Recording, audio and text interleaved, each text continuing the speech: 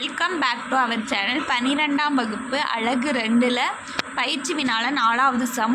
மயிலாடுதுறை மணமகிழ் மன்றத்தின் கீழ்காணும் தகவல்களிலிருந்து 2019 மார்ச் 31ஆம் நாளோடு முடிவடையும் ஆண்டிற்குரிய பெறுதல்கள் மற்றும் செலுத்துதல்கள் கணக்கை தயார் செய்யவும்.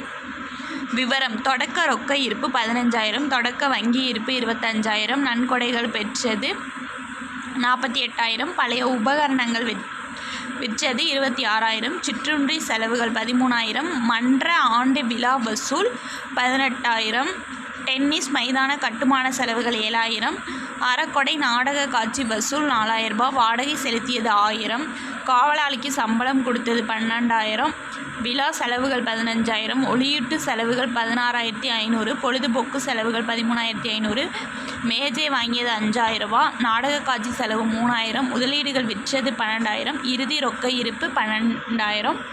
வாங்க கணக்குக்குள்ளே போகலாம். இந்த கணக்கை பொறுத்த வரைக்கும் பணம் வெளியில் போதா இல்லை உள்ளே வருதா அப்படின்றத தான் பார்க்கணும். பணம் நம்மக்கிட்ட வந்துச்சுன்னா பெறுதல்லையும் நம்ம பணத்தை செலவு பண்ணால் செலுத்துதல்லையும் போடணும்.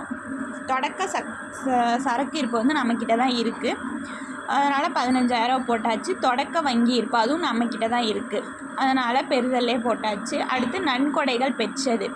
நன்கொடை நமக்கு காசு தராங்க, அதனால் பெறுதல்ல. அடுத்து பழைய உபகரணங்கள் வச்சது. நம்ம பழைய உபகரணங்களாக விற்றா நமக்கு தானே காசு கிடைக்கும், அதனால் பெறுதல்ல 26,000 ரூபா. மன்ற ஆண்டு விழா வசூல். நம்ம மன்றத்துக்காக ஆண்டு விழா பண்ணுறோம், அதுக்காக வசூல் செய்கிறோம், அது பெறுதல்ல போட்டாச்சு. அடுத்து டென்னிஸ் மைதான கட்டுமான செலவுகள்னாலே செலுத்துதல்ல தானே போடணும், செகண்டில் போட்டிருக்கேன். கட்டுமான செலவுகள் 7,000 ரூபா. சிற்றுண்டி செலவு செய்கிறதுனால 13,000 ரூபா போட்டாச்சு. வாடகை செலுத்தியது. வாடகை நம்ம செலுத்துகிறோம் 1,000 ரூபா. செலுத்துதல்ல. காவலாளிக்கு சம்பளம் கொடுத்தது. சம்பளம் கொடுக்குறோம், அது செலுத்துதல்ல. மன்ற ஆண்டு விழா செலவுகள். விழா செலவு செய்கிறோம் 15,000 ரூபா. அடுத்து ஒளியீட்டு செலவுகள், அதுவும் செலவுனாலே செலுத்துதல் தான்.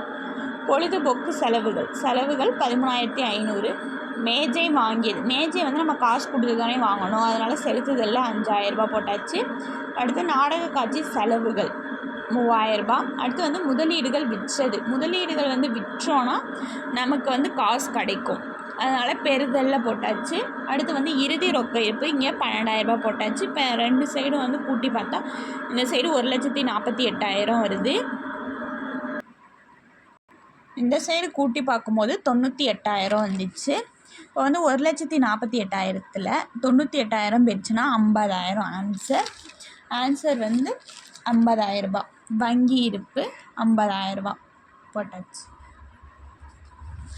ஆன்சரும் கரெக்டாக வந்துடுச்சு, 50,000 ரூபா. இந்த வீடியோ உங்களுக்கு பிடிச்சிருந்தா லைக் பண்ணுங்கள், ஷேர் பண்ணுங்கள், கமெண்ட் பண்ணுங்கள், மறக்காமல் சப்ஸ்கிரைப் பண்ணுங்கள்.